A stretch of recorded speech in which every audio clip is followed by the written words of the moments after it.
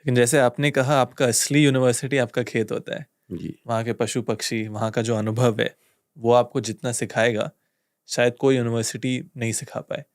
ये एक बहुत ही स्ट्रॉन्ग मैसेज है कि हमेशा खुद करके सीखना चाहिए, स्टार्टिंग डे 1 से। वापस लेकिन सर मैं आपके कहानी पे आना चाहूँगा कि आपने जब केमिकल फार्मिंग छोड़ा और फिर नेचुरल फार्मिंग की तरफ आप आए। मैं पढ़ रहा था कहीं कि आपका उत्पादन कॉटन में 8 गुना बढ़ गया और बाकी जो आप खेती करते हो उसमें भी आपका उत्पादन बढ़ गया।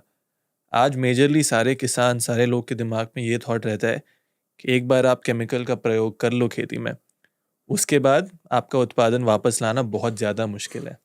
एक बार मैंने धरती को नष्ट कर दिया, उसमें मैं वापस जान कैसे लाऊं? मैं चाहता हूँ प्रॉब्लम्स हमने बता दिया लोग को आज यहाँ है, अब आगे स्टेप्स बताएं कि केमिकल फार्मिंग से नेचुरल फार्मिंग की तरफ अगर वो आ रहे हैं, कैसे आए और आप जब आए थे वो आपने कैसे किया? इसमें जैसे मैंने कहा कि ये मेरे प्रोफ़ेसर हो गए। प्रोफ़ेसर हो गए तो फिर मेरी और सीखने की इच्छा जागृत हुई। हुँ, अभी आपने बताया कि ये सब इतने प्रॉब्लम कैसे सॉल्व करेंगे हम? सॉइल फर्टिलिटी का प्रॉब्लम कैसे सॉल्व करेंगे? पानी का प्रॉब्लम।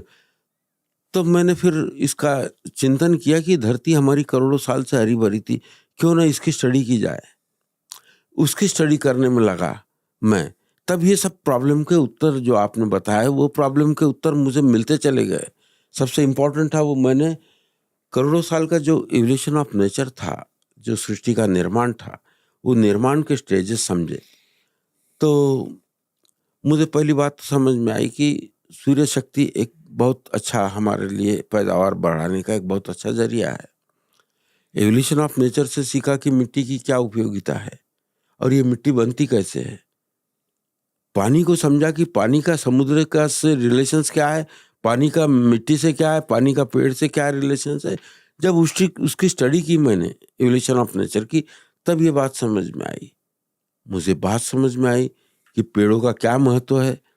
मुझे बात समझ में आई कि हम जो फसलें लेते हैं वो वनस्पतियों का क्या महत्व है। फिर मुझे बात समझ में आई पशुओं का क्या महत्व है। पशुओं का बैलेंस कितना था नेचर में, जीव जंतुओं का बैलेंस कितना था नेचर में, पक्षियों का बैलेंस कितना था नेचर में। तो सारा एक पूरा बैलेंस का जो एक सिस्टम था, उसका बैलेंस एग्रीकल्चर था करोड़ों साल तक, उसको गहराई में जांचा मैंने। उसमें सॉइल फर्टिलिटी बनाने के तरीकों को समझा कि सॉइल फर्टिलिटी कैसे कैसे बनी करोड़ों साल तक। तब उसमें मुझे बात समझ में आई, इसमें इंपॉर्टेंट भूमिका थी बायोमास की, इसमें इंपॉर्टेंट भूमिका थी पेड़ों की, इसमें इंपॉर्टेंट भूमिका थी पशुओं की, इसमें इंपॉर्टेंट भूमिका थी जीव जंतु जीवाणुओं की, हुँ, इसमें इंपॉर्टेंट भूमिका थी बर्ड्स की। सबकी भूमिकाओं को देख के उनके द्वारा कितना कंट्रोलिंग सिस्टम था, कितना उनके द्वारा फर्टिलाइजर हमको अवेलेबल होता था, हुँ, ये सारा एक सिस्टम को समझा। तब ये पूरे सिस्टम में मुझे विज्ञान के 3 अहम बिंदु समझ में आए उसके। पहला बिंदु जो समझ में आया वो परस्पर पूरकता। ये मतलब? परस्पर पूरकता यानी एक मेक के लिए पूरक व्यवस्था, हुँ, ये समझ में आई। तो मैं बहुत आश्चर्यचकित था उसकी स्टडी करते समय। तो ये परस्पर पूरकता एक ग्रेट साइंस है एग्रीकल्चर का, ये समझ में आया। अभी मैं आगे आपको बताता हूँ। फिर दूसरी बात समझ में आई संतुलन की। संतुलन एक ग्रेट साइंस है एग्रीकल्चर का। ये तो हमारे इसमें है ही नहीं। 1947 के बाद आज तक ये ये विज्ञान ही कभी डेवलप नहीं हुआ, परस्पर पूरकता का नहीं हुआ, संतुलन का नहीं हुआ।